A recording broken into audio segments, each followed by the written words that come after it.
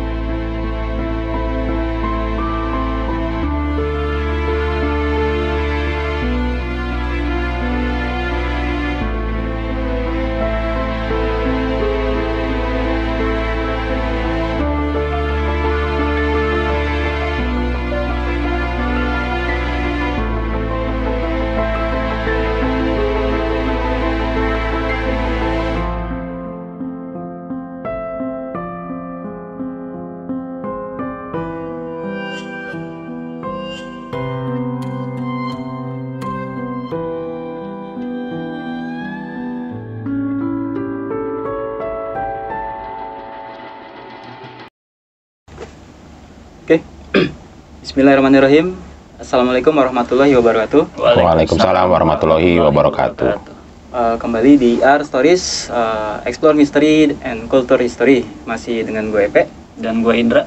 Dan alhamdulillah ya, hari ini gue kedatangan tamu spesial, angkatan tahun 90 Bang. Iya.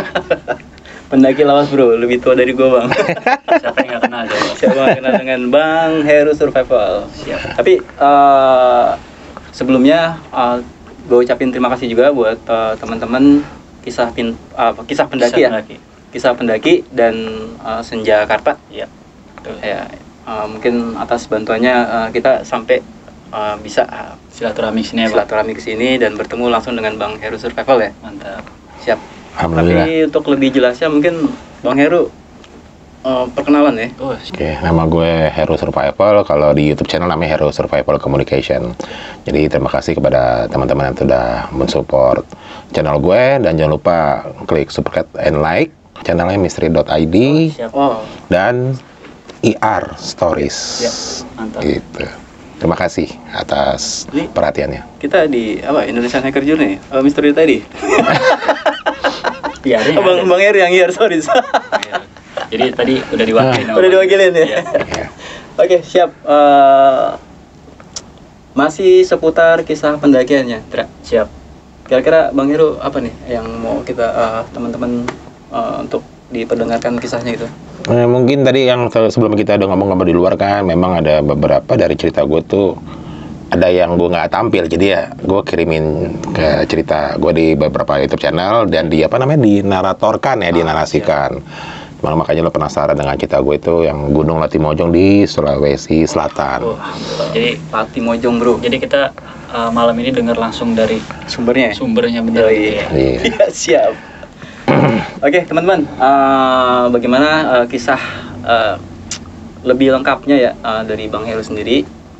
Sebelum kita ke sana, teman-teman jangan lupa untuk dukung terus IR Stories dengan subscribe channel IR Stories, kemudian like kalau kalian suka, dan share kalau memang cerita kami itu ada manfaatnya buat teman-teman semua. Dan jangan lupa untuk kasih saran dan komentar di kolom komentar ya, agar perbaikan kedepannya insya Allah untuk yang lebih baik lagi. Oke, nggak usah lama-lama ya. Siap. Silakan Bang Heru, waktu dan tempatnya. Ya, terima kasih pada Bang Epe dan Bang Indra dari IR Stories dan Mr.id. Jadi cerita gue ini di Gunung Latimojong itu di tahun 98. Jadi waktu itu gue dengan teman-teman gue ikut ekspedisi ya. Jadi ekspedisi Sulawesi ya. Jadi selama di Sulawesi itu gue tuh 3 bulan. Jadi adapun yang kita daki itu memang Gunung Latimojong itu gunung paling tertinggi di Sulawesi. Siap. Kalau nggak salah, mohon maaf ya, ketinggiannya 3.478 mdpl. Jadi hampir 20 mungkin 30 meter dari Gunung Selamat. Karakter gunung di Sulawesi itu sangat beda sekali dengan gunung di Pulau Jawa, Kalimantan, Sumatera maupun daerah Papua. Dan kenapa memang memilih Gunung Latimojong? Karena waktu itu gue dengan teman-teman gue lagi program Seven Summit di tahun 98. Dan memang di tahun 98 itu kita Indonesia terjadi gejolak ekonomi, resesi kan, banyak mohon apa ya, kalau bisa dibilang banyak demonstrasi besar-besaran. Ya mohon maaf juga di bulan Mei ada kerusuhan, sampai segala macam. Cuma waktu itu kita ekspedisi tetap berjalan dengan lancar ya, dengan lancar alhamdulillah. Sempat terkendala juga, dan memang waktu itu gue nggak sempat ikut dengan teman-teman itu berdemonstrasi segala macam karena kita udah fokus. Dan waktu itu memang di bulan Februari, jadi Februari, Maret, April, gue jadi di Pulau Sulawesi 3 bulan. Iya 3 bulan. Cuman kan kalau di sana kan namanya kita mapal zaman dulu kan estafet dari misalnya kota ini gitu loh, nggak habis turun gunung nggak langsung ini, jadi turun gunung kita jalan-jalan, mampir ke base camp Mapal ini jalan-jalan seperti itu. Jadi nggak full 3 bulan itu di enggak 3 bulan udah sama jalan-jalan, makan-makan, nongkrong-nongkrong 3 bulan lebih. Dan memang temen gue itu memang dia tergabung di Mapala Jakarta, tapi memang mereka tuh aslinya orang Sulawesi semua. Jadi waktu itu temen gue namanya Hele, Sita sama Yola itu orang Manado, Edwin orang Gorontalo, si Iwan orang Palu. Ya, kalau gue doang orang Jakarta. Dan gue pertama kalinya gue ngejakin Pulau Sulawesi di tahun 98, dan perjalanan kita waktu itu naik kapal laut. Jakarta, Surabaya, Ujung Pandang. Berarti 2 hari 1 malam. Berangkatnya malam. Kalau nggak salah sampai di Pelabuhan Makassar itu pagi lah, jam 7-an tuh. Dan mereka udah ini ya, begitu nyampe di pelabuhan pertama kali injak Pulau Sulawesi udah kayak sujud lah gue lah gitu, gila. Pulau belum selama ini cuma Jawa, Sumatera, langsung ke Sulawesi. Dan memang perjalanan gue waktu itu dibareng sama teman gue orang Manado itu si Hele, karena dulu pernah mendaki bareng sama gue waktu di Gunung Sanggabuana. Terus ada juga teman gue ada ikut juga si Sita. Jadi Sita ini karakternya itu dia orang Manado, cantik, tinggi, putih, mancung, warna putih agak pirang. Dan itu orangnya ini penyayang binatang dalam arti orang tua itu memelihara hewan-hewan buas kayak elang, harimau, ular dan segala macam. Itu. Pecinta satwa liar gitu. PSL. Kalau sekarang iya, cuman dia lebih ke arah dia penyayang binatang, bukan pawang, bukan. Nah, terus kalau karakter si Hele itu, dia orang Manado juga, orangnya belak-belakan, anak orang ya mampu. Terus temen gue Edwin itu orang Gorontalo, Iwan itu orang Palu, ya tahu sendiri kan logatnya kan masing-masing. Dan memang waktu perjalanan ke sana memang yang bayarin si Hele ya, kita ekspedisi itu. Sampailah kita, singkat cerita sampailah kita di kota Makassar. Sampai di situ kita mampir, ada seorang temen akrab si Edwin orang Gorontalo, namanya Aco. Aco itu Mapalai Makassar. Nah si Aco itu orang tuanya itu mempunyai usaha kos-kosan. Jadi kita numpang di tempatnya dia, terus tidur di 2 kamar kos-kosan itu si Aco itu. Nah si Aco itu memang dibilang kalau lo mau ke Latimojong lo istirahat dulu ya kan, kalau udah capek di jalanan di laut, banyak mabok laut, lo istirahat dulu, nanti baru makannya malamnya kita jalan-jalan cari makanan. Nah, pokoknya begitu nyampe pagi, terus ketemu di rumahnya Aco, ngobrol-ngobrol sebentar, terus kita istirahat tuh tidur. Gila, aku capek banget ya, karena sempat mabok laut ya. Sorry orang kampung. Sama. Kita kan mabok laut, mabok darat ya. Terus, sampai gue aja dibangunin pas maghrib tuh sama si Sita Mayol. Bangun Ngana itu kamu kan, kalau bahasa Sulawesinya. Bangun dari maghrib. Tuh ditungguin tuh, nanti kita mau jalan-jalan mau makan. Udah cuci muka, mereka ketawa semua, muka gue udah sembab gitu. Waktu itu badan gue nggak segini, slimming gitu lah, slimming. Zaman kuyus. aktif ya. Masih kuyus gitu. Sekarang juga masih ini bang. Ya karena kaos hitam aja gitu ya, biar kesamar. Nah singkat cerita, malam itu setelah diajakin sama Aco jalan-jalan ke kota Makassar, terus kita mampirlah sebuah restoran di pinggir laut. Di situ makannya coto Makassar sama es pisang hijau. Nah di situ kita ngobrol-ngobrol sama si Aco sama si Hele, si Edwin. Pas lagi ngobrol gini, nah ini dua cewek ini kan ke toilet, teman gue tuh Sita sama Yola, biasa sama cewek kalau habis makan kan ke toilet.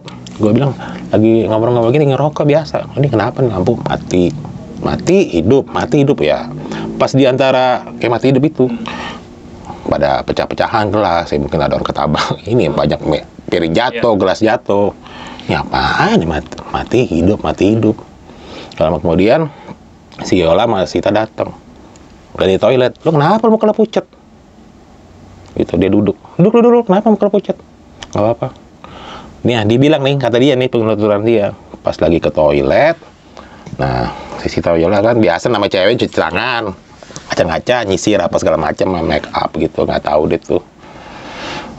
Si Yola itu cantik juga, rambutnya pendek, hidung mancung, rambut agak pirang, cantik. Makanya semua pas kita makan di restoran itu, semua pengunjung di restoran itu pada melihat meja kita. Ini bukan lakinya, ceweknya dilihat. Cantik-cantik, anak gunung cantik-cantik. Idealis lah ya. Nah, bilang, lo kenapa lo? Iya nih Her, pas gue lagi cuci tangan, lagi gini, pas lampu mati nyala, mati lagi. Terus ada nenek-nenek, itu pakainya bagus banget, tapi yang anehnya dia pakai bawa tongkat kayu. Dan itu suara parau. Sebaiknya kamu jangan mendaki gunung itu, tapi nggak disebut nama gunungnya, karena kamu datang bulan. Hah, datang bulan? Terus perasaan kayak nggak ini. Nah begitu lampunya lampu mati nyala lagi, nenek itu nggak ada, makanya dia merinding. Ah, siapa tuh orang? Nah, akhirnya nanya ke pelayan, Bang, lihat nggak ada nenek-nenek yang pakai ini gini, dijelaskan secara deskripsi. Nggak ada, mana ada sini pengunjung nenek-nenek kakek-kakek. Coba aja lihat tuh semua tamu, anak muda semuanya merinding nanya gitu. Itu siapa itu? Masa pakaian bagus tapi bawa tongkat kayu? Oke. Jadi itu saat itu yang ngeliat apa? Sita dan Yola habis dari toilet. Kita sama kita habis dari toilet, kenapa mukanya pucat itu? Oke. Itu. Hah? Kalau yang ngeliat nenek-nenek itu Sita Yola? Dua-duanya lihat. Jadi pas mereka masuk ke kamar mandi, ya biasa habis hajat ya, cuci tangan. Nah itu kan ada. Itu masih di luar deh. Masih di luar. Kedengeran itu masih suara itu. Abang merasakan itu nggak? Enggak. Kita dari dua cewek ini. Oke. Gitu.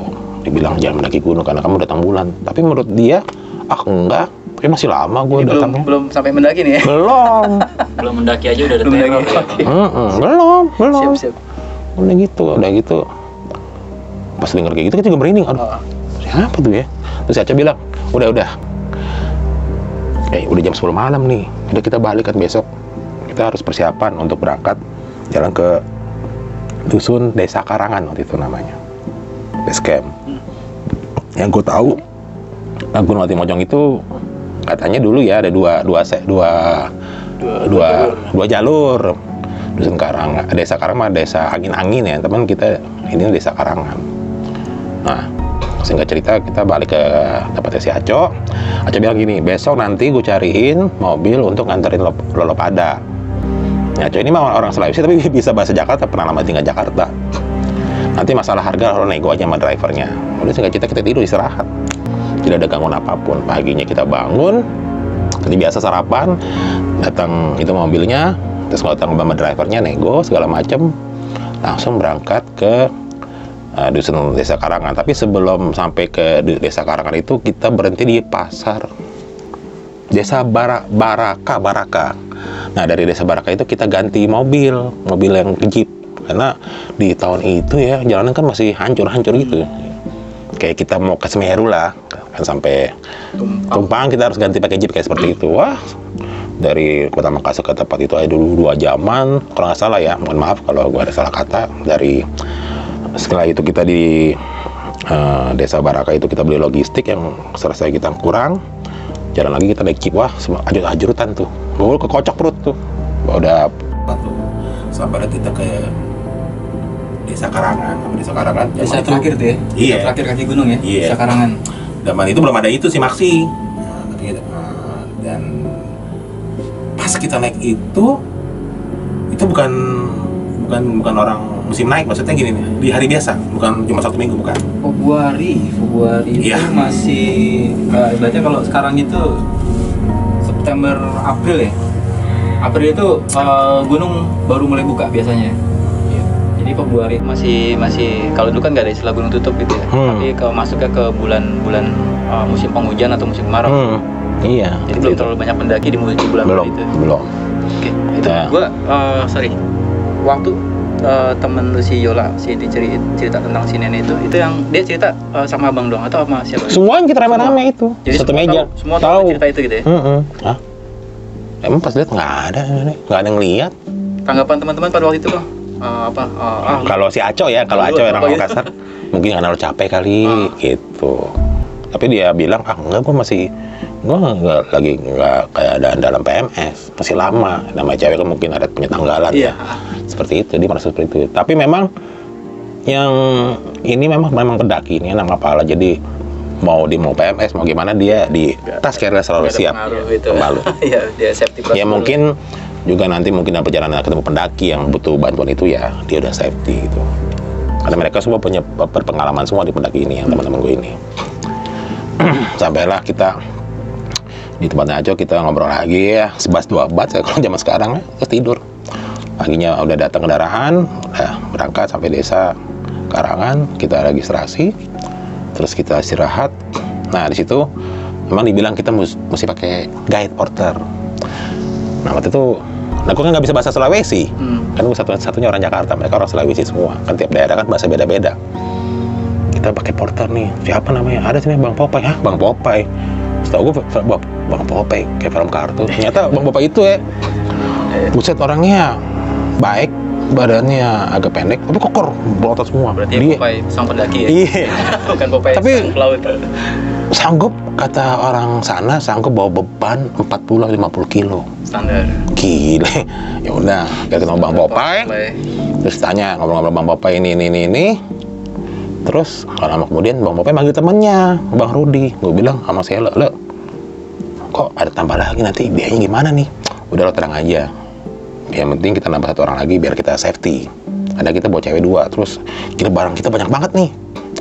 Ya udah kata Bang Popeye, udah dipilih-pilih dulu barangnya. Yang nggak ada penting, kalau baju-baju tinggalin di base camp aja. Gitu. Nah, singkat cerita, kita istirahat dulu kan malamnya situ, istirahat di base camp, baru pagi kita start. Nah, waktu itu posisi leader itu kalau nggak salah tuh Bang Rudi, posisi sweeper Bang Popeye. Itu kuat banget sembari di jalan tuh sembari ngerokok. 40 kilo standar porter zaman-zaman itu. Iya, tetap gue juga bawa carrier. Bisa jauh banget dari desa Karangan sampai ke pos 1 itu jalan 2 jam. 2 jam. Itu start jam berapa itu? Kalau nggak salah jam 8 Wita ya. Jam 8 Wita ya. Iya. Kan warisan Indonesia bagian tengah. Indonesia Tangerang. Dari situ istirahat ada 10 menitan. Buset nih, emang Gunung Latimojong itu karakternya belum. Biasanya kalau kita naik gunung kan landai. Ini udah dihantam tanjakan. Wah, dulu lumayan juga tuh pagi-pagi udah sport. Terus dari situ kita istirahat, naik lagi ke pos 2. Yeah. Nah, di pos 2 itu tuh kalau nggak salah nyampe jam 11-an tuh. Sempat agak lama juga karena buset tuh, nguras tenaga tuh. Sudut, kalau nggak salah ya, itu tingkat kemiringan ininya ada kali 45 derajat. Terus ada jurang juga. Jauh juga ya? Sejar juga. Oh, itu nguras tenaga. 2 jam pos 1, sisanya langsung ke pos 2. Jam 11 nyampe. Sampai jam 11. Kalau nggak salah kita start jam 8-an tuh. Lumayan, Dra. Pokoknya di pos 2 itu, karena udah nguras tenaga itu, dari situ udah, sebelum sampai ke pos 2, itu si Yola itu sempat terpleset kakinya. Untung dia ketahan megang pohon, hampir masuk ke jurang. Nggak apa-apa. Jalan terus. Nggak apa-apa, Yol. Jalan terus, nggak apa-apa. Nah, begitu sampai di pos 2, nah, di situ gue juga agak merinding karena situ ada goa. Gue inget banget sampai sekarang, nggak bakal lupa. Di pos 2 itu. Pos 2 itu namanya Goa Sarung Pak. Gue bengong kayak ngeliatin dia sembari ngerokok. Nah, Sita itu pernah ngikut gue ke Gunung Argopuro, Gunung Kerinci. Ya, pokoknya banyak ikut sama gue. Lo kenapa lo? Udah lo, nggak usah ini lagi deh. Gue selalu ingat pengalaman lo di Argopuro tahun 96. Yang gue jatuh ke goa itu, di Puncak Hyang itu. Enggak. Spoiler nih. Spoiler untuk next story. Oke. Gitu. Siap, lanjutin lo. Terus gue tanya Bang Popeye ini goa apa namanya? Oh, ini Goa Sarung Pak. Dulunya ini goa tersebut pernah dipakai tempat persembunyian di DITII yang diburu sama TNI. Tapi di gua itu memang kita bisa ngecamp, terus ada sungai. Akhirnya kita masak makan di situ. Selama ya kurang lebih 1 jaman lah kita di situ. Makan ikan, nasi, sayur segala macem. Ya biasa lah kalau bagian macam-macam cewek. Gue bengong aja ngeliatin. Udah lo jangan bengong sampai diginiin sama si Sita. Kan semua pada ngeliatin kan. Pacar Bang Heru, enggak, bukan teman. Nah setelah dari pos 2 itu kita istirahat, kita jalan lagi lanjut ke pos 3. Buset tuh, minta ampun tuh medan itu. Jalan paling terberat itu kalau ke Gunung Latimojong tuh dari pos 2 ke 3. Itu benar perjuangan banget tuh. Itu aja hampir muntah gue, salah makan gue dalam arti kekenyangan. Emang nggak boleh tuh makan kekenyangan kayak. Ampun. Cuman namanya di gunung kan kita ini kan. Asupan mesti bagus. Nah sampai pos 3 biasa istirahat, lanjut pos 4. Pos 5 kita istirahat. Nah di pos 5 itu ada mata air ya, tapi agak turun ke bawah ya kalau nggak salah ya. Kita istirahat, ambil air segala macem, terus lanjut. Nah itu hari yang udah mulai sore, kata Bang Popeye, kalau bisa jalannya agak cepetan ya, karena kita harus ngecamp di pos 7. Kata pos 7 dibilangnya batas terakhir vegetasi. Dan memang di zaman itu memang kondisi lagi fit, semua fit. Nah di sini udah mulai maghrib ya. Katanya kita sampai mau sampai pos 7 dari pos 5, 6. Pokoknya setiap pos kita istirahat ya, sebentar 10 menitan, biasa ngerokok, jalan lagi. Sampailah di pos 7. Pos 7 itu kita sampai kurang lebih kalau nggak salah ya jam 5:30 WITA. Nah di situ kita bikin tenda. Di situ kita buat tenda berapa tuh? 3. Jadi 1 tenda buat cewek isi 2. Nah 2 tenda buat kita cowok-cowok 3. Kayak Bang Rudi, Bang Popeye, si temen gue Hele. Nah tenda gue, satu lagi gue, Edwin dan Iwan. Kita bikin tenda. Di situ ada Gunung Latimojong apa ya, hutannya bener-bener vegetasi rapat banget. Dan gitu ya. Dan memang sebelum sampai di pos 7 tadi memang ada hutan lumut, serem juga hutan lumut. Itu kita sampai agak kelongkap ya. Itu di hutan lumut kita kalau nggak salah tuh jam 5-an kalau nggak salah. Memang mohon maaf nih karena gue ceritain lagi karena untuk lebih komplitnya sih memang udah dinaratorkan kan, emang pengalaman itu gue tulis. Sampailah kita di pos 7 kita mendirikan tenda segala macam. Nah di zaman dulu kan boleh kita bikin api unggun, masih yang ambil kayu tuh bukan nebang ya, si Bang Popeye, Bang Rudi. Nah gitu, gue bangun tenda ya, cewek-cewek urusan masak, bongkar semua peralatan. Berarti peralatan semua komplit semuanya, peralatan komplit, vitamin komplit. Nah tiba waktu maghrib, gue bilang, nih kenapa Sita Mayola begini ngeliat? Kenapa sih lo? Apa-apa? Gue mau wudhu nih, mau sholat. Ini apaan nih terbang-terbang nih? Gue dalam hati gue bodo amat. Gue dalam hati ya udah, gue izin aja. Udahlah. Terus ada di dalam hutan nih, apaan nih Mat? Ada kayak banyak mata gitu ya. Gue pikir mata binatang, gue ini aja center. Nggak ada. Loh nggak ada. Udah bodo amat, gue sholat. Sholat biasa kita makan malam. Makan malam. Nah kita ngobrol-ngobrol lah itu. Yaudah bagaimana nih Bang? Kita sebaiknya jangan begadang lah, tidur lebih cepat karena paginya kita jam 4 pagi harus bangun, sarapan, setelah subuh langsung ke summit. Memang puncak Gunung Latimojong itu puncak tertinggi namanya Rantai Mario. Sebenarnya ada beberapa puncak. Namanya ada Nenek Mori, apa gitu loh. Ada beberapa puncak itu. Kalau nggak salah 3 atau 4 kalau nggak salah ya. Yang paling tenar itu Rantai Mario ya? Iya, Rantai Mario paling tenar itu. Nah lagi setelah selesai makan, biasa kita ngobrol, rokok segala macam. Terus baru kita mau tidur. Wah pas gue liat tenda, buset, yang tenda itu ada Bang Rudi, Bang Popeye, sama teman gue Hele. Gitu kenceng banget ngorok. Nah akhirnya udah kita tidur, cewek-cewek pada tidur. Mungkin sejaman 2 jam gue baru tidur. Kenapa siapa yang teriak-teriak? Edwin, weh bangun lo. Itu kenapa tuh cewek-cewek pada teriak? Biarin aja lah. Bangun lo, kata si Edwin. Apaan sih lo? Lihatin tuh. Ada apa sih Yola sama... Gue nggak tahu yang teriak tuh Yola atau Sita. Begitu gue bangun, lah kok ada Bang Popeye sama Bang Rudi. Kenapa? Si Yola kesurupan. Kenapa ini? Terus Bang Rudi kan anak-anak di orang situ ya, porter kita. Dibaca-bacain. Bang, kenapa tuh bang? Udah, bapak mungkin kecapean. Akhirnya siuman, tidur lagi. Udahlah. Kenapa tuh bang? Ya udah, mungkin kecapean kali. Ya udah tidur. Udah kayak kita. Soalnya antara umur kita dengan Bang Pope dan Marudi tuh jauh banget.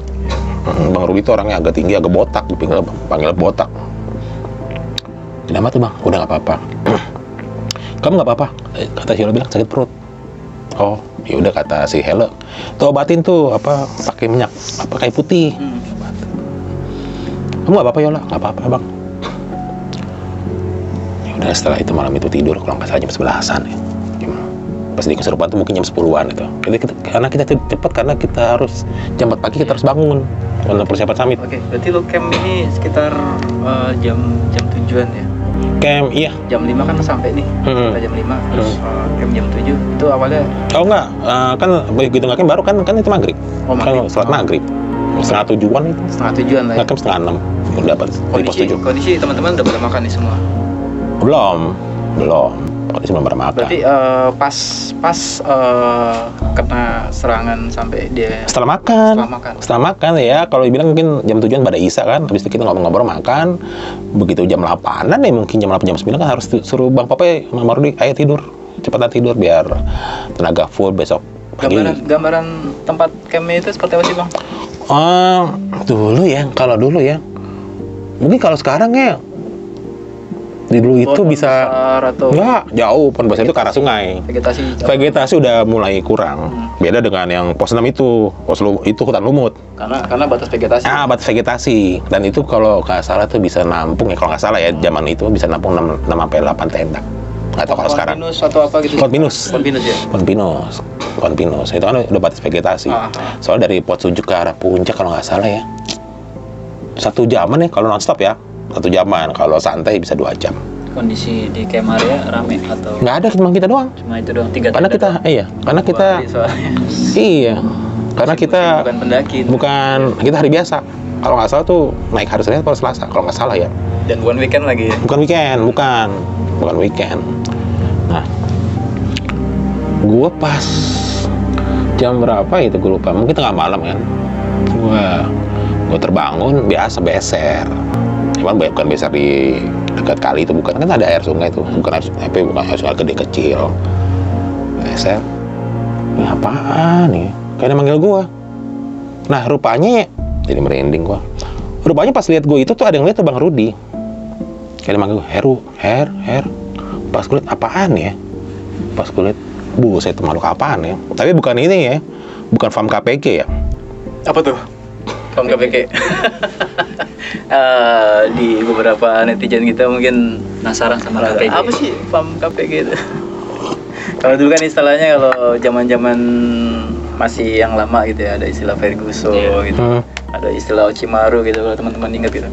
Tapi kalau untuk Bang Heru, istilahnya mungkin akan berbeda gitu. Beda. KPG itu ini yang selalu ada 3 serangkai. Kuntilanak, pocong, gondru. Itu tinggi banget, 5 meter apa? Kuntilanak, pocong, gondru. Tapi gue gini aja, diem ya. Gue liatin nih. Kenapa gue bisa begitu? Kenapa gue mau ini siapa gitu kan? Selama kita nggak bermacam-macam, dan gue sering mengalami teror sebelum itu kan karena sebab akibat kan. Gue liatin aja gitu kan. Gue kayak dialog gini aja nih. Saya kesini ingin bertamu di gunung ini, saya sini ya, di gunung ini ingin mendaki gunung dan bertamu. Gue bilang salam sejahtera untuk teman-teman kalian sini, kan biar bagaimana ciptaan Tuhan itu. Bisa dia, begitu dia masak, baunya bau busuk. Iya, kayak ini, kayak apa kalau gue bilang kalau di film-filmnya, kayak Swamp Thing gitu loh. Ada taringnya ya Bang? Ada taring. Kalau lihat film Predator kayak gitu, film Predator kayak begitu. Gue liatin aja. Gue bilang salam sejahtera untuk teman-teman kamu semua di sini. Indra udah mulai ngetres. Kayak seperti itu. Gue liatin gitu aja. Tapi dia gini, itu gue liatin aja gini. Ya gue karena biar bagaimanapun itu makhluk ciptaan Tuhan. Jadi visualnya lebih, yang lu lihat tuh lebih tadi apa? Gondrong bertaring, nggak pakai baju ya Bang? Nah, kalau dibilang ya, kayak seorang sniper tuh. Kayak baju kamuflase seperti itu, tapi ada 5 meter tuh. Ya, jadi gini nih, antara mimpi dan halusinasi, antara sadar dan tidak sadar. Menurut gua ya, itu yang gue lihat. Tapi setelah gue ucapin itu, salam sejahtera segala macam, hilang.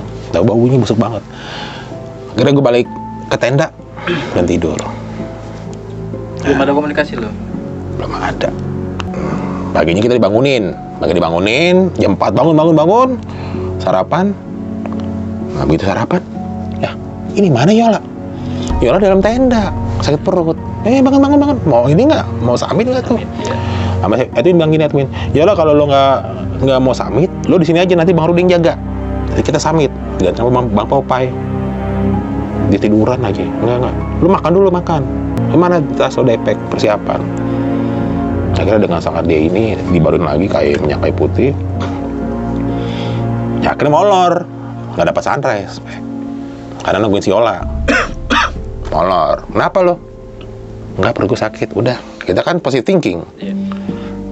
Tapi bang yang gue lihat sih mukanya Marudi sama Bang Gue nyium bobong Popeye. Gitu ngeliatin aja. Tapi ngeliatin gini, lihat gitu. Udahlah. Tapi kan gue nggak tahu nih apa sih Bang Popeye ngeliatin begitu. Malah kita summit. Wah, lumayan juga tuh summit tuh, energi terkuras tuh. Ya kurang lebih sampai di puncak Mario tuh jam 8-an. Karena si nungguin si Yola jatuh mulu, terpleset. Terus, nah pas biasa kalau di puncak itu kan foto-foto segala macam ya, biasa itu ya. Dia bilang, lo kenapa lo? Si Yola, minum. Terus diminum, kan biasa kalau kita namanya di puncak kan biasa foto, ngerokok. Si Yola lagi begini, dia begini, ampun tolong, lo kenapa? Dia ngeliat nunjuk-nunjuk, kan kita nggak tahu apaan sih lo. Minum lo. Makanya tadi lo pas kita naik summit lo sarapan, dia kagak sarapan. Kan gue pikirnya begitu. Karena nggak sarapan jadi begini. Apa sih lo, dia nunjuk-nunjuk. Tapi bukan di lantai Mario ya, puncak sebelah sana. Itu namanya puncak Nenek Mori. Ampun nih. Bang Popeye gini dong, Bang Popeye itu diem aja, ngerokok aja. Diem aja skut. Nah, Bang Rudi nggak ikut. Bang Rudi jagain tenda kita. Karena dia harus nyiapin mungkin kita turun dari puncak, masak-masak. Iya. Dan waktu itu cukup lama loh, di atas puncak sejaman loh. Karena bagus banget. Dan dari situ gue lihat tuh ada Gunung Ganang Dewata, itu bagus banget. Jadi Gunung Ganang Dewata itu gunung nomor 2 tertinggi di Sulawesi. Iya. Itu bagus banget, gue di situ kelihatan. Di sana ya. Iya, keren banget. Sulawesi itu keren banget. Nah setelah kita turun, balik lagi ke base camp pos 7, biasa Bang Rudi masak segala macem.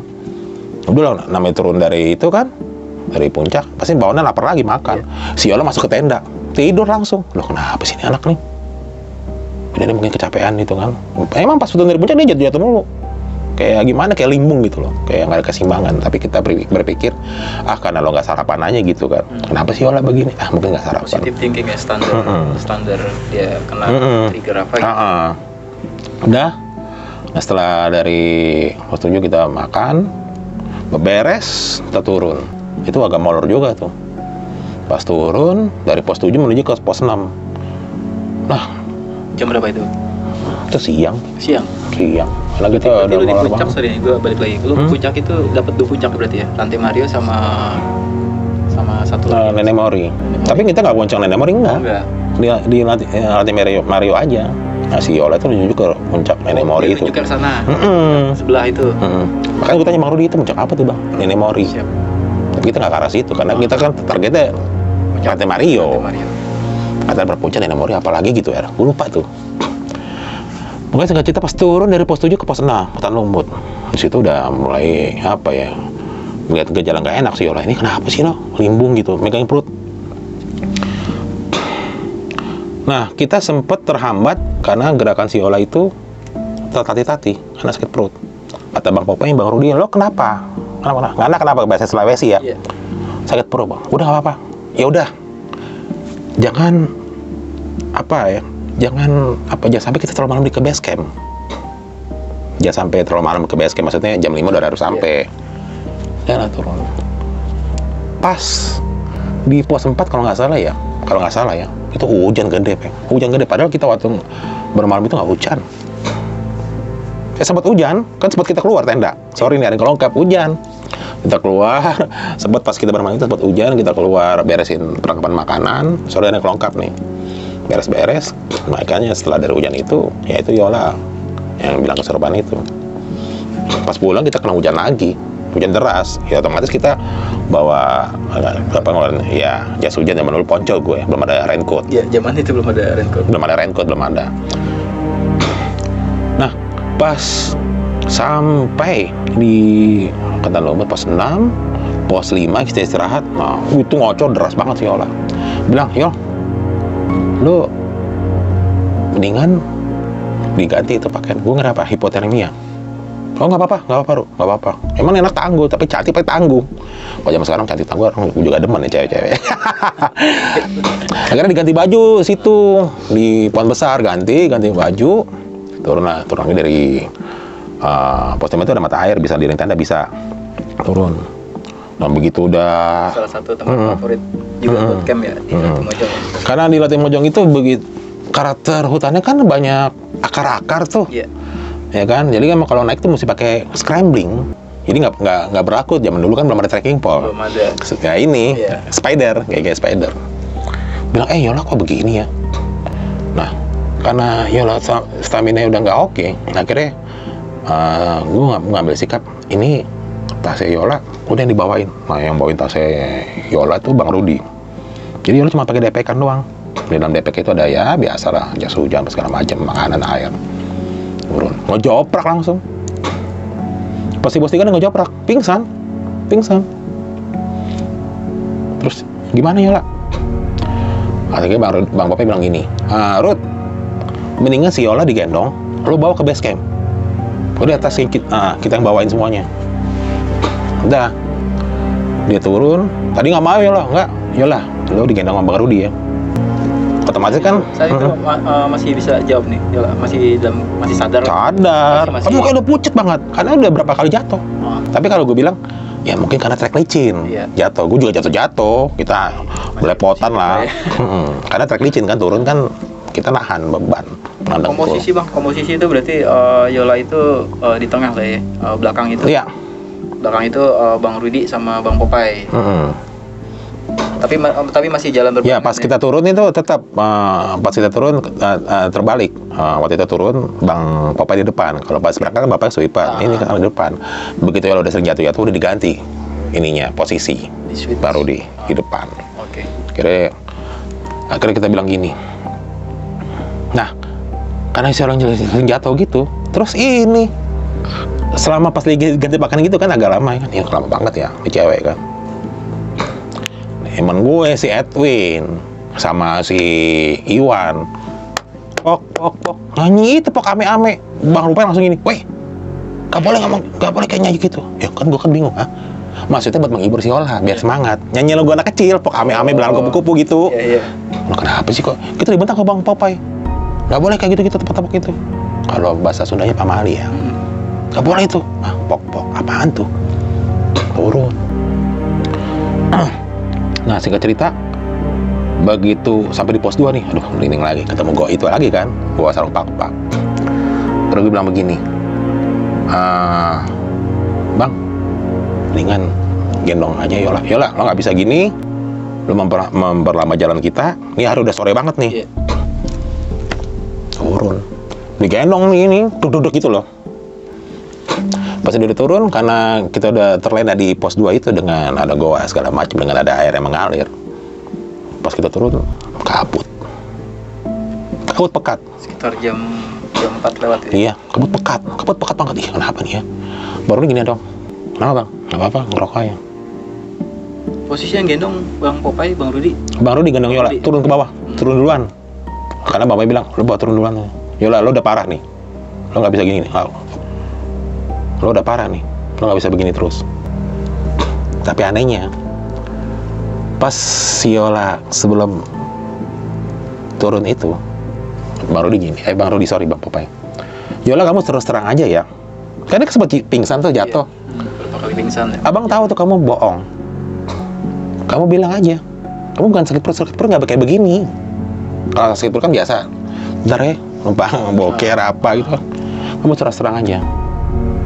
Kamu kenapa? Kamu jangan ngibul sama abang ya. sama teman-teman kamu.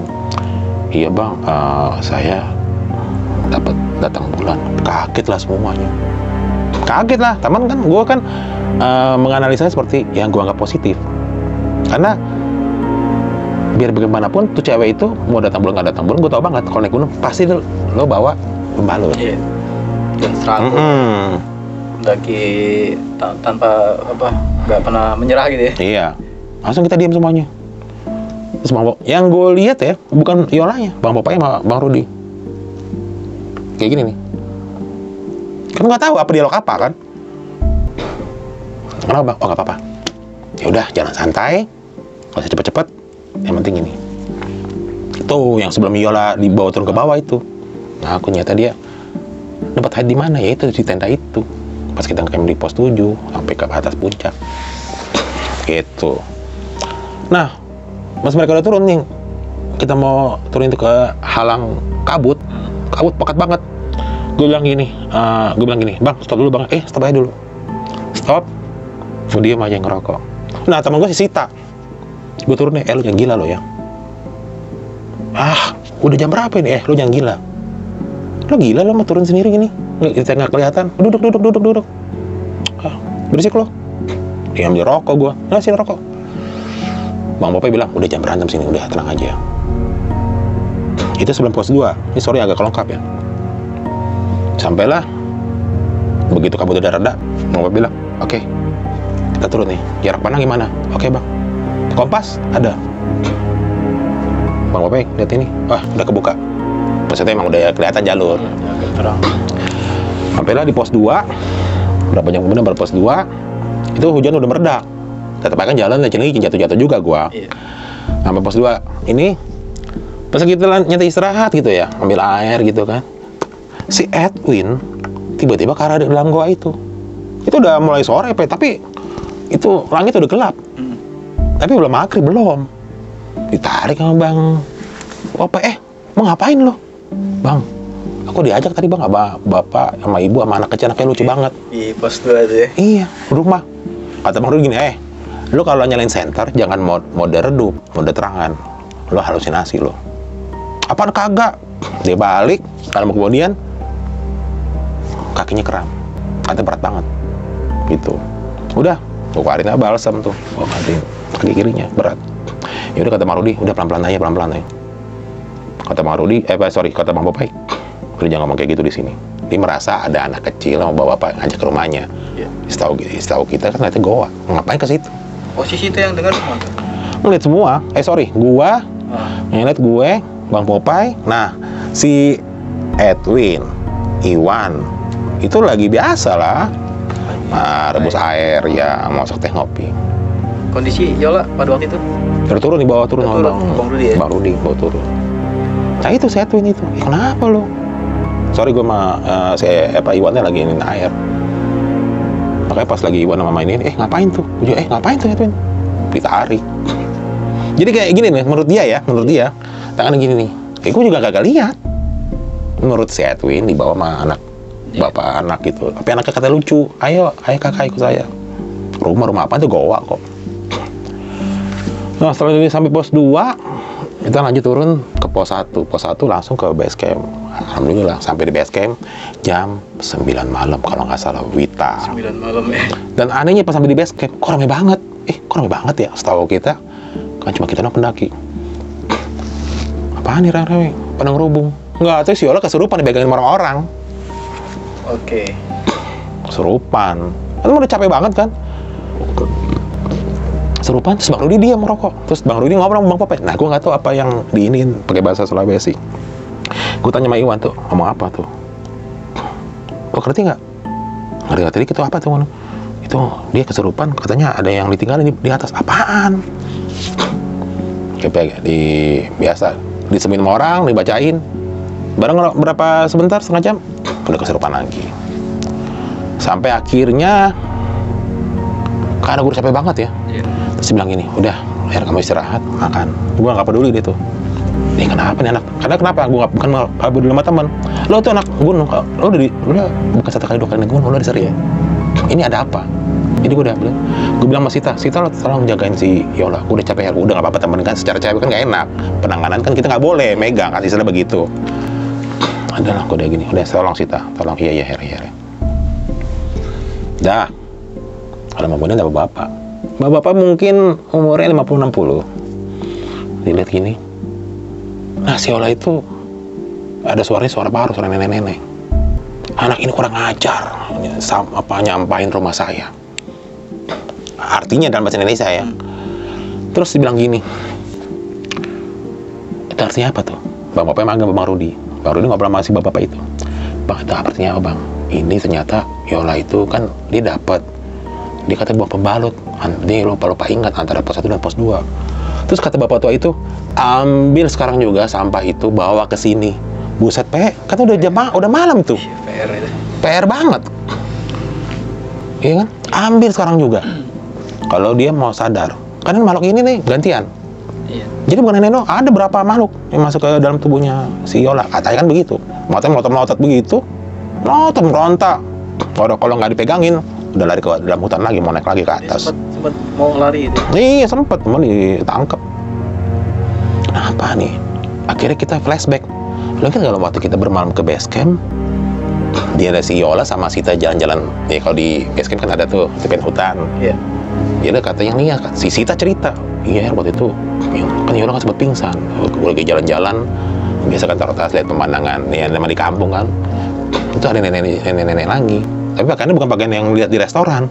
Pakaiannya bener pakaian zaman dulu. Dimarahin. Kamu sebaiknya jangan naik gunung ini ya. Kamu datang bulan. Terus ada yang dilihat ya kan katanya nih, lihat ada penampakan tuh ada orang, tapi kelihatan organ tubuhnya kepala doang, lalu merinding gua. Gitu. Akhirnya pingsan. Akhirnya dia lari ke base camp. Kenapa tuh? Si Yola pingsan. Kita bawa. Itu sebelum pendakian tuh. Sita cerita. Oh itu, nenek itu lagi. Terus yang bapak-bapak itu yang ngobatin si Yola. Sekarang juga mau berangkat, siapa mana lagi naik gunung, buset tuh Gunung Latimojong nggak main-main tuh medannya, bukan masalah angkernya ya. Iya. Akhirnya gini Bang Rudi bilang gini, jarak tempuh ya, terjal juga. Ya udah tuh gimana? Ya udah saya di sini aja deh. Ini Bang Popeye. Ya udah, abang mau naik ke atas, mau cari sampah pembalut si Yola. Siapa mau ikut? Diam, semua ada diam tuh. Edwin diam, Iwan diam, si Hela diam. Gue bang, berdua doang nih, gue sama Heru. Akhirnya si Hela ikut. Bang, gue ikut bang. Udah akhirnya kita naik lagi ke atas Udah kita pakai DP kan doang. Siapin ya air, apa cemilan roti segala macam. Katanya menurut dari bapak itu ngobrol dengan si yang dirasukin itu antara pos 1 dan pos 2. Berapa orang yang naik ke atas bang? Bertiga, gue, Hele, dan Bang Popeye. Baru di bawah. Ya. Kita naik jam 11 malam, Tahu sendiri kan, udah turun naik lagi. Gimana bang? Yaudah kita doa dulu. Nah, ini jangan lupa bawa trash bag ya. Nah, kan bawa. Yang penting kita dapat kan sesuai petunjuk sama tetua kampung ya. Gue lupa bapak itu nama siapa. Bapak itu baik banget mukanya, sangat berwibawa, berkarisma. Bawa sampahnya sekarang juga. Naik jam 11-an, sampailah di pos 1. Kan tetap aja nanjak, aduh ampun deh. Gimana Her? Tahu bang, gua atur napas bang. Rokok sebas naik lagi. Sampai di pos 1 kita center, nggak ada. Tidak ada sampah. Dari menuju pos 1 menuju ke pos 2, ampun. Gua nggak tahu itu jam berapa, jam 12 sampai jam 1. Oke. Nah, gue lihat teman-teman, ini nggak gimmick. Gue tahu lu nggak sabar buat ngetres. Lanjut biar Bang Heru lanjut. Ya. Oke. Lihat siapa nih sekarang jongkok. Tahu nggak tuh? Tuh bajunya kayak bukan baju tuh, kayak mungkin daster atau apa ya, jubah. Karena kita pakai senter ya. Ya siapa nih orang nih? Ini ada orang. Karena posisi gue itu di depan, Hela nomor 2, belakang Bang Popeye. Iya. Center. Begitu gue lihat tuh sosok itu rambut hijau, mata satu bolong, satu lagi mau keluar, mulutnya nggak ada mulut ya, nggak ada bibir ya. Lidahnya bercabang 2, lagi jilat itu. lagi jilat pembalut. Nah satunya lagi makhluk itu hampir seperti itu. Ini bukan KPK nih, bukan, gua nggak tahu makhluk apa itu, siluman. Kayaknya merasa terusnya dengan kehadiran kita. Gue udah mulai merinding baru. Oke, posisi itu lu lihat semua tuh. Teman-teman Bang Rudi sama Bang Popeye lihat semua. Tiga-tiganya ngeliat semua ya Bang. Bang Rudi kan di bawah ya. Bang Rudi bawah. Popeye yang ikut ke atas ya. Bang Rudi baca-baca. Oke. Gue sempat jatuh terduduk. Hela udah muntah situ. Aku nyebut juga ya, mohon maaf ya teman juga, yang Hela itu memang non muslim ya dengan doanya dia udah gitu. Aduh ampun, nih makhluk apaan ya, aku bilang ya. Tapi dalam arti gue, ini mimpi, antara percaya dan tidak percaya, antara sadar dan tidak sadar, antara halu dan mimpi. Gue nggak bisa seperti itu, tapi gue berdoa nih. Nah satu makhluk itu seperti menurut gue kayak mau nyerang gue. Gak lama kemudian ya tetap gue bersyukur kepada Sang Pencipta, Tuhan Yang Maha Esa. Padahal kan malam itu hujan sudah tidak hujan, sudah rintik. Terus ada kilat itu dar sekejapan mata. Itu yang dua makhluk itu kehantam kilat. Menurut gue ya, pas gue lihat situ Hela udah pingsan, baru duduk komat kamit sembari ngerokok.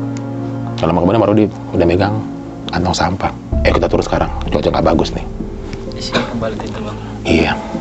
Kaget, ya kan kita belum mulai, nggak tahu Bang Rudi, Bang Popeye. Udah dapat. Karena udah saking ketakutan nih, itu Bang apa tuh Bang? Udah nanti jangan dibahas. Udah turun. Itu sampai ke bawah, si Yola masih dengan kesurupannya, masih di ini tangan bapak-bapak itu diterangin, ya antara kesurupan, sembuhin lagi.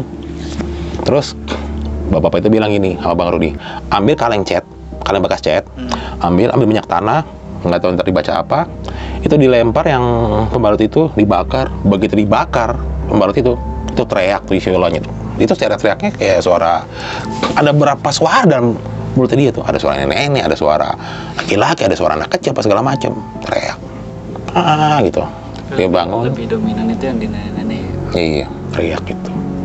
Dan akhirnya bapak tua bilang gitu, ya itu kalau kamu naik itu dibawa, sampah dibawa turun. Nah setelah si Yola itu sembuh, ya udah ciuman ya, itu lemes banget, dikasih Mas Ita minuman teh manis hangat. Terus sama bapak itu bilang, nih minum kelapa kalau muda, karena kelapa itu bagus buat membersihkan badan untuk cewek hamil. Seperti itu. Nah setelah itu ya mungkin diritualin ya, baca-baca gitu, terus ya ngucapin terima kasih ya. Setelah berapa jam kemudian hampir pagi tuh ya, kita mau cium tangan nggak dikasih. Bapak itu ngeliat gua, kamu jalannya jauh banget ya kesini ya, kamu tuh orangnya apa ya, suka tidak suka, mau tidak mau, kalau orang harus ikhlas, karena biar bagaimanapun itu adalah teman kamu. Seperti itu dibilang begitu. Mau baik-baik ya. Iya Pak, gue cium tangan nggak pernah mau. Udah, silakan istirahat. Sebelum tidur jangan lupa baca doa. Saya bukan siapa-siapa, orang biasa, saya bukan dukun. Dalam diterjemahkan dalam bahasa Indonesia oleh Bang Rudi. Singkat cerita, setelah paginya kita bangun kesiangan, terus nggak lupa kita ngucapin terima kasih pada pengurusan di situ. Kita terima kasih sama orang di kampung itu. Akhirnya datanglah mobil, udah ada mobil jatuh dari si Aco, dari desa Bakara, terus kita langsung ke Makassar, sampailah tempatnya si Aco. Sampai tempatnya si Aco itu kalau nggak salah tuh udah malam ya, singkat cerita udah malam. Terus kata Aco, yuk, ada temennya Aco, kayaknya lo ini banget ya, kayak di atas habis dapet apa, kita temennya begitu. Udah istirahat dulu lah, makan dulu bang. Setelah makan kita beres, kita tidur, nanti paginya kita ngobrol-ngobrol. Nah itulah pas paginya kita ngobrol-ngobrol, cerita pas habis sarapan pagi. Gue cerita itu apa ya, pas kita di ini kita ngapa gitu, gua nggak boleh itu yang dilihat kamu itu hantu popo. Hantu popo itu kalau dibilang di Sulawesi ya. Kalau di Kalimantan itu Kuyang. Kuyang, sorry. Iya, Kuyang. Tadi gua mau sebutin itu. Ya cuma itu di Kalimantan. Iya, kalau di situ popo. bentuknya suara gini, pok, pok.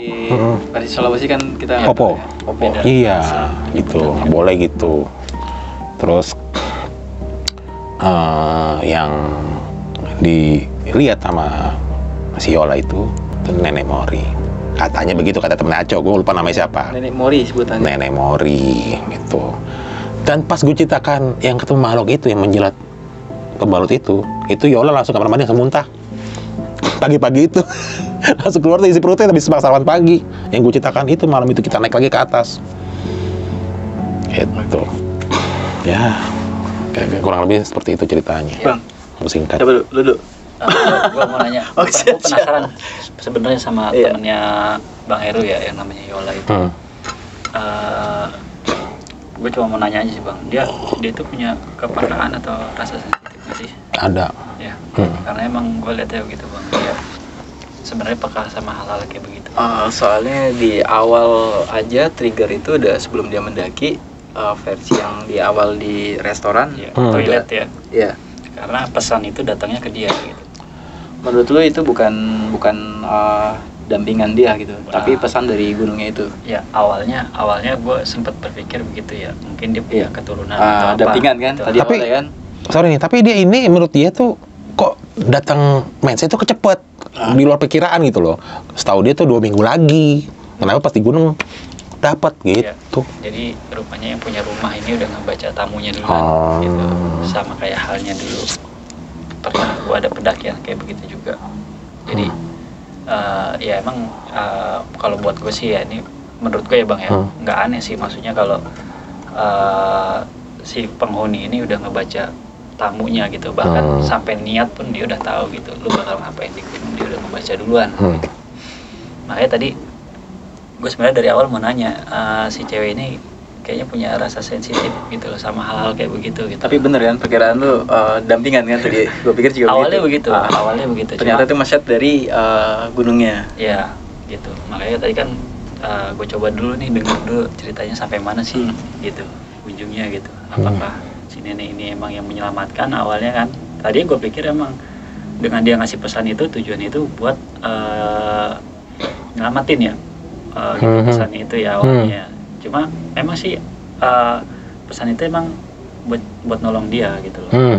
Cuma karena dia nggak paham dan ya dia berpikir secara logis lah gitu ya. Secara tanggalan nih masih lama. Emang belum waktunya ya, akhirnya dia tetap naik lah gitu. Si Yola ini kan Sulawesi ya, orang Sulawesi. Iya, Manado. Orang Manado ya. Kita Manado. Maksudnya masih nyambung satu kampung gitu. Terus kalau menurut lu Nenek Mori ya, sebutnya tadi Nenek Mori ya, yang itu ya, itu lebih ke apa tuh? Lu tahu kan, ini benturannya antara tadi si Kuyang ya, apa Popo ya? Popo, hantu Popo ada di kalau di. Waktu itu lu lihat ini Bang, lihat suara keseluruhan Bang waktu di pos yang dia ngejilatin itu. Tapi kalau gue cerita gitu, kalau temennya Aco gue lupa namanya, itu bukan. Yang Popo itu yang Sita lihat. Yang si Italia. Bukan Bang, beda. Jadi Popo sama yang ngejilat itu beda. Beda. Popo itu yang tadi gue bilang ini Yang organ tubuh doang. itu kalau Kalimantan ya bilangnya kuyang. Kuyang. ya. Kepala sama ada jeroan gitu loh. Iya. Maksud gue tadi benturan ya. Lu kan tahu biasanya ada antagonis, ada Protagonis. protagonis gitu ya. Ibaratnya ini si Nenek Mori ini sudah ngasih tahu duluan gitu untuk nahan jangan sampai naik ke atas. Iya. Tapi karena emang dia tetap ya Maksa namanya ya. kita pendaki gunung ya Bang. Logis ya. Ya logis aja gitu. Tapi pada saat awal kena trigger itu kan di atas Bang yang lebih kerasnya gitu, yang di depan kan di pos 7 kan. Pos 7. Itu Nenek Mori kemana? Si Nenek Mori itu kalau gue bilang itu ini di pos 2 ya. Di pos 2 itu kalau yang temen Bang Heru tadi yang dibilang kayak ditarik itu ya, jadi itu kayak pemukiman ya gitu loh. Iya, pos 2 gua sarung pak-pak. Iya, itu kayak pemukiman gitu loh Bang. Jadi, Sempet yang tadi si Edwin ditarik. kalau nggak salah itu dia ganti baju ya di situ ya? Si teman. Dia kalau nggak salah si Yola itu kalau udah keringat udah basah banget, gue ngerinya kan karena kondisi badannya kurang fit, ngeri hipotermia. Sebelum dia dibopong ke bawah itu dia ganti baju di situ ya, di pos 2. Sebelumnya. Berarti kalau dari atas itu sebelum pos 2. Sebelum pos 2 mungkin antara 3 dan 4. Ganti baju ya, sekarang mungkin ganti pembalut. Karena sebenarnya dia nggak buang, sebenarnya ya, kalau Yola itu ya, setelah kita ngobrol, sebenarnya dia nggak buang tuh pembalut, nggak buang sembarangan. Mungkin terjatuh, dia bilang, karena digendong sama Bang Rudi, tek. Kalau saking cepatnya itu jatuh pembalut. Mungkin karena Bang Rudi, udah gitu loh. Mungkin jatuh apanya, di jalan terus. Bukan naruh begini, bukan nyamba, bukan. Dia juga udah nggak sadar juga sih. Udah kecapean banget. Tapi dari awal ini maksud gue ya, dari awal udah diperingatin untuk tidak jalan ke atas gitu kan. Tidak mendaki. Terus kemudian serangan itu dimulai dari lebih kencangnya di pos 7. Maksud gue teritorial dari si Nenek Mori ini kan harusnya kalau dia sebagai penghuni yang berarti secara umum dia lebih tua, yang apa lu nangkepnya gimana? Karena kalau dia penghuni lama, dia bisa cover itu semua gitu. Gini ya Bang, kalau gue sih nangkapnya gini, walaupun usianya dia lama, tapi belum tentu dia bisa nguasain seluruhnya gitu ya. Beda halnya dengan latar belakangnya dia ini siapa gitu loh. Kecuali misalnya dia emang kerajaan lah gitu loh, maksudnya kayak pasukan kerajaan lah, itu yang bisa menguasai teritorial gitu loh. Kalau ini kan si nenek ini ibaratnya cuma ya dia, kalau ibarat kita tuh cuma ya penghuni juga gitu loh, penghuni biasa lah kayak kita gitu loh gitu. Jadi cuma di pemukiman dia aja gitu, cuma emang karena dia lewatin areanya gitu loh. Itu sih yang gue tangkap sih begitu. Kalau di pos 7 sendiri yang nyerang dia tuh sebenarnya waktu pas dia kesurupan ya Bang ya. Dia sempat kesurupan. Itu kan berarti belum jatuh ya, maksudnya belum, ibaratnya kalau mereka cari alasan bahwa itu dibuang gitu ya, di si Yola itu diganggu atau apa segala macam, dibawa sampai kesurupan. Tapi sebelum itu terjatuh, kemungkinan terjatuh kan itu pasti gendong. Seperti tadi Bang Heru bilang. Tapi sebelum itu terjadi kan, alasan dia digendong itu kan karena menurut teman-teman ini dia kena hipo. Fisiknya udah lemah. Padahal lebih ke arah dia udah mau bahasanya mau dapat gitu ya. Tapi dia di atas sudah serang duluan nih sebelum itu terjatuh gitu. Enggak, di atas udah dapatnya atau di tenda itu udah dapat, udah kaget. Berarti pas sampai camp area itu dia. Iya, udah dapat pasti setelah itu, bukan. Tapi kan kalau mungkin dilihatnya kan kalau kita ketemu karena capek banget ya. Iya. Capek banget. Cuma yang jadi permasalahan ada begitu di bawah itu kesurupan, si orang-orang tetua gitu ya yang membantu dia itu. Oh iya, di base camp. Dia ngasih komando untuk naik ke atas ngambil gitu. Padahal si Yola itu udah diganggu sebelum itu terjatuh gitu kan. Berarti kalau perkiraan kan tetap pas lagi digendong itu kemungkinan jatuh di situ gitu ya. Iya. Bukan dia buang sembarangan. Jadi maksud gue tuh ditandain itu. Gue ininya dulu ya. Yang gue tangkap tuh ini dulu. Kalau orang yang lagi PMS ya, itu buat makhluk, itu buat makhluk yang kayak gitu tuh wangi gitu. Jadi mau makhluk jenis apapun pasti bakal ngedeketin gitu. Kuncinya sih di situ ya. Ya mungkin pada saat pas dia nge-camp area di camp 7 ya, di pos 7 ya, itu emang makhluk-makhluk di situ. Makhluk-makhluk di sekitar. Dan itu tadi gambaran visualisasi yang digambarin Bang Heru kan, ya, tadi hutan gitu kan. Tadi gue bilang Bang Heru juga lihat. Yang taring. Kayak something tuh. Kayak something. 5 meter ada tuh. Dan itu emang kawasannya gitu loh, pasti pos 7 itu. Iya. Itu kawasan dia Bang emang. Yang Bang Heru lihat itu. Ya itu emang dia udah ngasih peringatan juga sih sebenarnya gitu. Itu tadi maksud gue. Jadi si Nenek Mori ini dia nggak bisa cover gitu loh. Batasan dia cuma kasih peringatan doang. Iya, dia cuma Oke, tadi kita pikir itu adalah pendampingnya ya. Bukan. Ternyata bukan ya. Awalnya kita pikir seperti itu ya. Betul. Jadi dia emang penghuni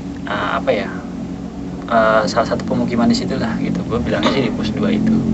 Karena emang di pos 2 itu lebih ramai. Iya. Gitu, di pos 2 itu lebih ramai. Ya mungkin Bang Heru ngerasain lah waktu pas ada di pos 2 itu, di gua itu. Gitu. Jadi emang atmosfernya lebih banyak di situ Bang.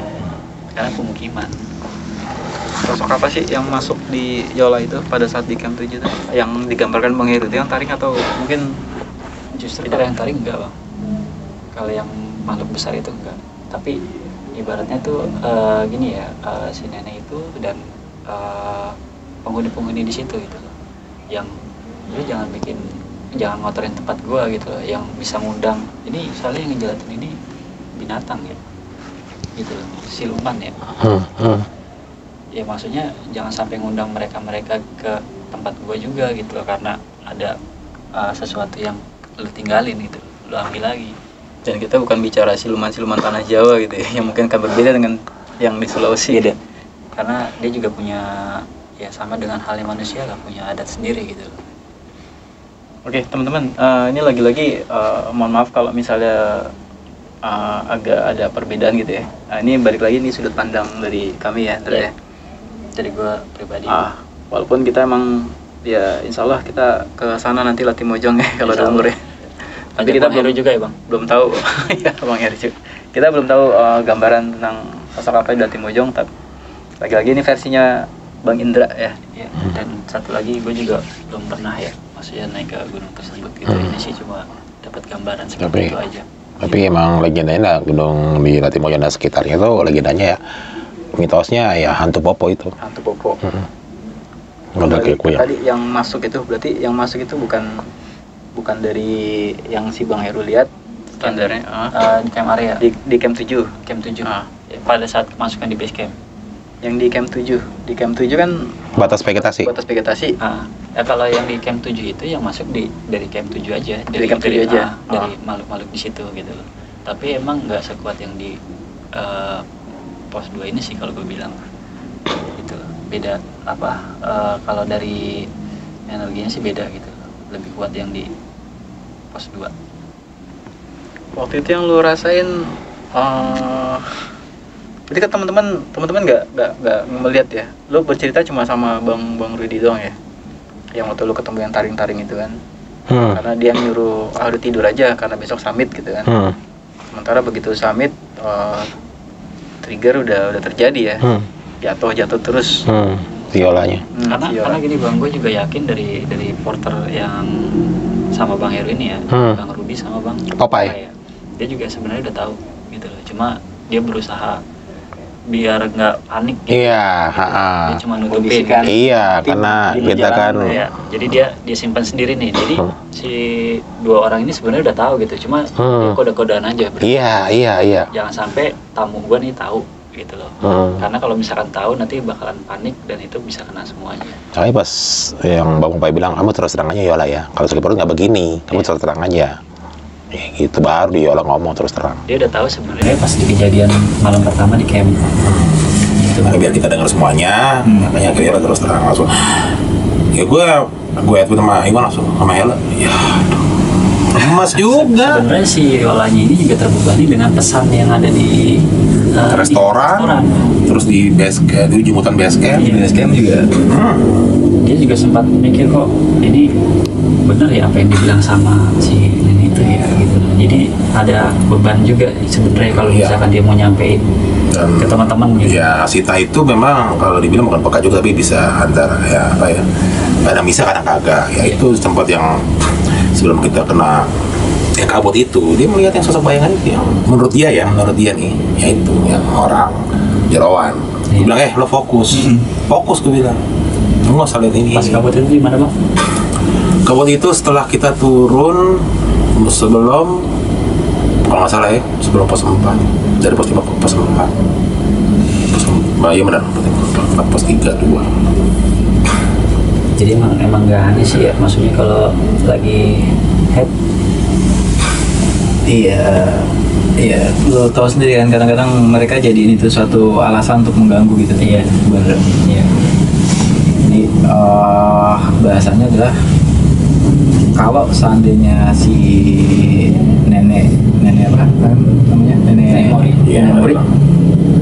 Jadi kalau misalnya dia lebih menguasai keadaan atau mungkin dia yang dituakan di sana gitu, dia bisa cover itu perjalanan itu. Cuma ternyata dia cuma sampai ngasih message doang gitu. Berarti secara teritorial, secara umur bukan bukan dia penghuni kawasan. Ya, jadi gini bang, maksudnya si Nenek itu ngasih warning itu karena dia nggak bisa gitu loh untuk covering sepenuhnya gitu, makanya dikasih wanti-wanti dulu gitu loh, mendingan lu gak usah naik gitu loh, daripada nanti terjadi ya seperti itu gitu. Kayaknya setelah dari kejadian itu sampai paginya kita ceritain itu pada si Yola mau muntah, si Sita langsung kayak terkecing-kecing. Udah kata si Aco, udah lupain aja, anggap aja ini belajar lo pade gitu ya. Lo Betawi itu pada orang Makassar. Udahlah, besok sebelum lagi lo berangkat lanjutan ke gunung-gunung lain, besok kita jalan ke Tanah Toraja. Udah basuh, udah lupain itu semua, kita jalan ke Tanah Toraja gitu. Itu efek sorry, balik lagi ke gue masih agak penasaran sebenarnya sih. Efeknya itu masih ada bang. Lo pernah dengar cerita ya bahwa dari kejadian itu masih ada efek dari gangguan-gangguan? Iya, dibilang ini ya setelah dari yang gue pulang ke Jakarta pas segala macam, dia cuman ya mimpi buruk ya. Terus akhirnya sama tetua kampung dia di Manado, udahlah Ngana jangan ini, makanya Ngana kalau kayak gini karena harus dibilang berdoa apa segala macam orang kampung situ, harus secara di Minahasa begitu. Memang gue penasaran juga sih kan, cuman kan memang ekspedisi itu kan kita ke Sulawesi dalam rangka memang karena situasi Jakarta kurang kondusif. Iya. Nah, sekarang pulang kampung. Pulang kampung ya. Gitu. Itu orang Sulawesi semua, kecuali gue orang Jakarta. Tuh. Kalau lu nempel? Enggak sih bang. Jadi emang permasalahannya cuma di situ aja.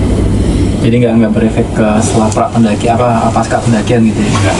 Jadi cuma ya kasarnya kalau misalnya permasalahannya udah selesai ya udah gitu. Ya, jadi setelah dari yang itu, terus dia langsung udah pulang ke kampung, terus gue naik gunung Bawakaraeng, gunung Pebatang, kemudian kita langsung ke Manado gue naik gunung Saputan, naik gunung Kerabat, ya nggak apa-apa, itu sama mereka juga. Sama mereka juga kan? Iya. Berarti efeknya nggak sampai ini ya, soalnya mereka tetap melanjutkan pendakian nggak ada masalah. Iya, memang di gunung Kerabat emang ada misteri, cuman ada berapa persen ya, cuman bagi gue tuh misteri itu di pos 2 itu di gunung Kerabat. Ya nggak seini banget yang di Latimojong maupun Gandang Dewata. Itu Sampai malam-malam suruh balik lagi kan, PR banget. PR banget tuh. Kalau Edwin yang dari ditarik, menurut lo Iya. apa tuh dia mau dibawa ke sana gitu ke desa pemukiman? Kalau dibawa sih enggak lah. Jadi cuma emang apa ya? Cuma si anak kecilnya aja pengen ngajakin main aja gitu. Anaknya ini anak tunggal gitu. Jadi emang kalau misalkan dia bilang anak sama bapak ya iya. Jadi cuma pengen ya gimana sih namanya anak-anak gitu. Tapi kondisinya kalau emang itu Bang Heru dan yang lainnya juga ditarik untuk, maksudnya kenapa Edwin? Kenapa Edwin? Karena gini ya, entah apa yang lagi dipikirin pada saat itu gitu. Karena yang lain emang lagi pada sibuk dengan masak air lah atau apa gitu ya. Dan sementara di sela-sela kesibukan ini dia sendiri ya bang. Emang iya ngerokok. Jadi udah sama posisinya sama kayak gua. Kalau lu kenal karakter Edwin kayak apa sih bang? Karakter dia Edwin itu ini bukan dia temperamental. Begas tapi temperamental dia. Tapi emang tegas tapi temperamental, gampang emosian, ego tinggi. Jadi kalau dia ini antara bengong atau gimana, jadi posisi Edwin sama gue itu pas berangkat, jadi istilahnya gue berangkat, gue pos 2 itu gue taruh pak. Kalau itu posisi gue, nah itu gue flashback ke Gunung Argopuro. Ada si Sita, lo ngapain? Udah lo lupain jangan ngebayangin lo tahun 96. Enggak. Ya gimana mungkin? Ya itu dia melihatnya seperti itu, kayak ya itu. Tapi gue nggak lihat. Selama lu kenal Edwin dia punya sensitive sense apa gitu? Enggak. Oh, ngomongnya indigo. Enggak. Kalau menurut Anda? Enggak, udah biasa aja seperti itu karena capek atau apa segala macam ya. Jadi emang ya itu tadi ya, ada masalah penukaran apa dia mau dijadikan atau untuk mau ditunjukin seperti apa kan itu udah ketahuan bahwa desa ya pemukiman ya kalau menurut yang lu sampaikan tadi gitu. Nggak ada sih, jadi ya emang karena faktor dia lagi. Soalnya yang lain nggak ngelihat gitu loh. Iya, karena emang kalau gue sih nangkapnya emang lebih karena faktor dia lagi ini aja sih, entah apa yang dia pikirin gitu pada saat itu ya. Karena memang kakinya juga masih kram kan tuh, apa masih sakit gitu kan, sempat gua obatin pakai balsem. Gitu, karena capek juga kan kita selama tahun kan kita jatuh-jatuh. Karena dari psikis juga bang. Medan juga pengaruh ya. Iya. Tapi yang lainnya nggak ada trigger gitu. Bang Heru, kalau Bang Heru kan paling sekelebatan melihat gitu ya. Tapi sama nggak itu sampai ngomong sosok gangguan. itu. Tapi ya bukan gangguan yang berarti seperti yang Enggak. Banyak sih berterbangan tuh banyak waktu gue itu banyak, tapi gue bilang sama dalam hati gue sama kita sama mereka tidak akan mau kita. Banyak sih berterbangan tapi bukan KPG ya. Kalau KPG kan misalnya kayak kuntilanak, ya cuman lo goyang-goyang kaki, ketawa-ketawa itu nggak itu standar ya, standar. Dan itu KPG itu nggak ada di atas itu, dia ada di paling bawah. Yang lihat itu kayak model kunang-kunang gitu kan. Iya. Nyala. Iya. Kayak gitu. apa yang Tapi bukan, kan yang gue paling takut ialah simpan di perjalanan. binatang buas. Datang buas. Kalau kayak gitu gue bisa nego, ya mohon maaf gak sombong. Tapi kalau binatang buas, itu gak bisa nego tuh, Oke. dicaplok kita. Itu gue paling takut tuh, paling takut banget. Itu gak bisa nego. Karena setahu gue, banyak juga ya. iya setahu gue tuh kalau Iya. KPG itu adanya yang paling bawah. Maksudnya dari pos 1 atau ya untuk dia ada kayak base camp. Beda. Tapi kalau udah di atas pos 2 udah ketinggian berapa mungkin 1000 meter ke atas, soal itu beda lagi tuh, penghuninya beda lagi, Iya, bukan KPG. KPG nggak bisa ke situ. Udah mainnya udah sih. Kalau sosok Sita, lu kenalnya seperti apa? Oh gitu ya, selebritis dia. Selebritis. Tinggal di Amerika sekarang. Oke. Karena gangguan terhadap dia sepertinya biasa aja, tapi bukan berarti dia nggak diganggu pada waktu itu kan? Iya. Dia juga ngeliat atau apa? Dia ngeliat juga, dia karena bisa kadang kagak. Cuman sosok dia itu memang dia penyayang binatang. Pokoknya gue pernah ada kejadian gue sama dia di Gunung Kerinci. Dia ngobatin harimau yang kena anak harimau ya, tapi ya Beneran harimau ya? Nah, Bukan harimau. bukan Oke. yang terjerat perangkap pemburu. Sama dia diobati. Ya itu kalau gue lihat mungkin kalau di antara youtuber yang punya hewan itu yang siapa namanya Cifeng apa yang gitu kayak. Jadi kayak harimau tuh pas dia udah di namanya langsung kayak kucingnya. Kayak langsung begini lah, dari gue gini langsung gitu. Dan ini penyayang binatang bukan pawang, bukan Bawang. Tapi dia nggak punya ada sensitive sense juga dia nggak. Soalnya Kadang bisa, lu kadang nyinggung kagak. masalah Argopuro ya, tapi kita nggak ceritain tentang Argopuro di sini teman-teman. Pura Kerinci ya itu. Karena punya pengalaman seperti itu sama dia. Pengalaman misteri gitu ya. Iya. Oke. Ya Kerinci juga gitu. Yang ini binatang nyata, yang anak ditolong sama si Sita. Ya gue juga megangnya tapi nggak berani gue begini. Kemudian diobatin tuh di yang kakinya kejerat itu. Ya situ yang gue lihat sepasang suami istri masih muda dikawal harimau loreng. Aku jadi penasaran sama cerita Argopuro. Itu tahan dulu. Oke, teman. Dari apa yang disampaikan Bang Heru ya, nggak apa ya, pengalaman bener-bener mantap banget itu ya, di Latimojong sampai gangguan yang begitu intens gitu ya, dan apalagi sampai harus naik lagi ke atas untuk ngambil. Iya, ambil sampah. Asli itu buat gua PR banget gitu ya.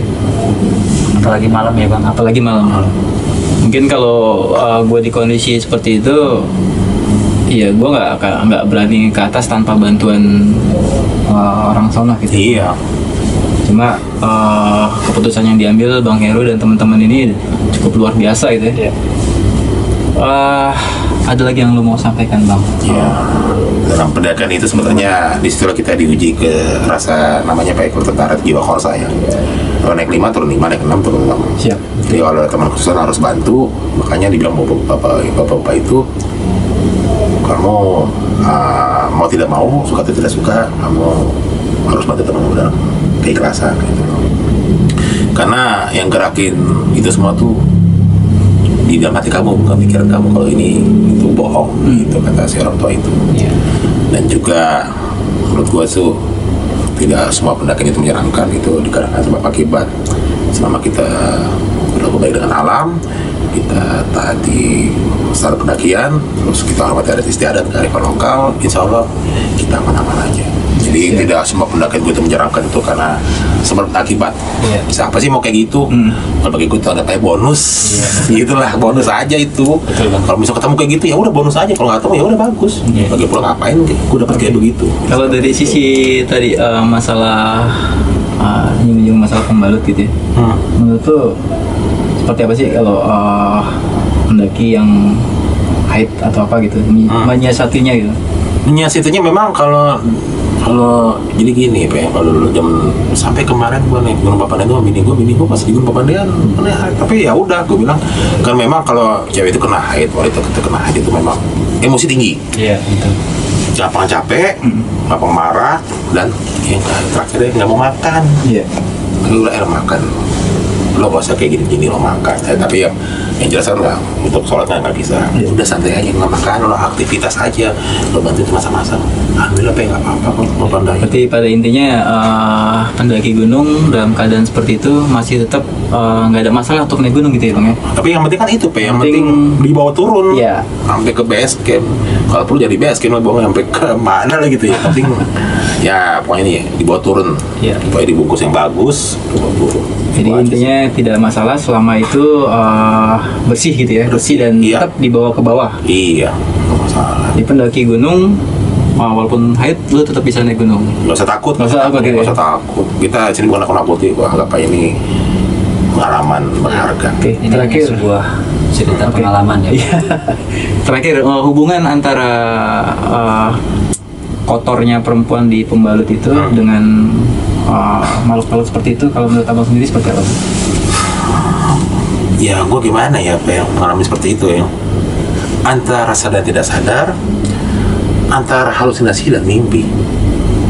Tapi semuanya bisa lihat itu. Dan Bang Popeye setelah gue tanya itu, udahlah, gak usah dibahas. Tapi suatu ketika nanti gue kalau Gunung Latimanya mau ketemu Bang Popeye, penasaran Bang. Soalnya walaupun telepon apa segala macam, dia mau ngebahas tentang itu. Udah nggak usah bahas. Gue tanya teman gue, hello juga, nggak ada gila ya? Ngapain nanya itu sama gue? Gue aja pingsan, gitu. Itu apa sih? Penasaran juga sih gue. Tapi udahlah, maksudnya ya biarlah misteri jadi misteri, gitu aja. Pendaki yang sedang haid itu ada kemungkinan gangguan-gangguan dari makhluk-makhluk itu nggak, kalau menurut abang sendiri?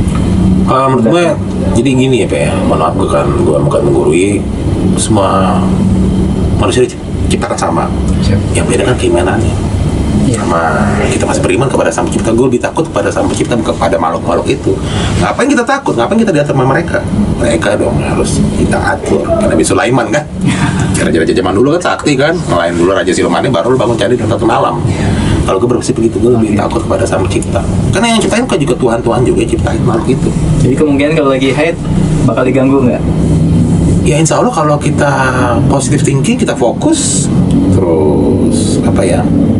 Ya activity. Insya Allah aman. Iya. Itu aja. Jadi tergantung mindset kita, Pak. Siap. Jadi nggak usah khawatir dalam keadaan haid. Selama ini kan kalau kita nggak dengar kan kalau lagi haid mungkin ada ya kemungkinan ada gangguan. Iya. Tapi bukan suatu hal yang berarti kalau tetap positive thinking gitu Bang ya. Ya udah terjadi masa balik nggak mungkin. Nggak mungkin ya. Udah pasti siapa sih mau kayak gitu? Ya kan haid gitu. Udah nyampe nggak ikut naik. Iya. Ya kalau nggak nih, ya kan mungkin kalau nggak ikut naik mungkin. Ya kalau dia capek atau gimana ya udah nggak usah naik, itu beda. Tapi kan pertengahan jalan mau gimana? Siap. Ya udah. Oke, ada tambahan buat ini? Tambahan buat teman-teman ya. Iya, siap. Ya intinya sih kalau naik gunung bawa turun kembali sampahmu. Ya. Iya dong. Benar Iya dong. Bukan hanya sekedar pembalut aja, tapi sampah yang kecil pun bawa lagi. Iya. Jangan lupa berdoa dan bertawakal. Betul. Iya. Oke. Siap. Oke, teman-teman. Udah hampir 1 jam ya. Kita bahas tentang perjalanan Bang Heru di Gunung Latimojong. Ya, kalau teman-teman bisa ambil hikmahnya dari apa yang disampaikan Bang Heru sama Indra gitu ya. Insya Allah ya buat bahan pelajaran buat di pendakian nanti kalian kalau ada acara kemana gitu ya. Tapi intinya tetap tadi ya, selama kalian haid atau apa bahasanya gitu kan, itu bukan jadi ancaman yang berarti gitu ya Bang. Iya. Jadi nggak perlu khawatir untuk mendaki gunung dalam keadaan seperti itu. Yang penting pola bersih dan pola dibawa turun ke bawah ya. Iya. Dan lagi-lagi tetap komunikasi di antara tim dijaga ya Bang. Betul. Siap. Mungkin tambahan dari gua, tetap safety prosedur dan jangan lupa ibadah gitu Bang. Iya. Oke. Segitu dulu untuk perjalanan kami di sini dengan Bang Heru ya. Insya Allah nanti ada kita pasti berlanjut Bang ya. Tapi sebelumnya buat teman-teman jangan lupa subscribe juga channel dari Bang Heru. Nama channelnya apa Bang? Hero Survival Communication. Heru Survival Communication, sama Instagramnya jangan lupa ya. Siap. Oke. Segitu dulu. Terus dukung IR Stories, Explore Mystery and Culture Histories dengan gue Epe Dan gue Indra. dan Bang. Hero Survival Communication. Siap. Assalamualaikum warahmatullahi wabarakatuh. Waalaikumsalam warahmatullahi wabarakatuh.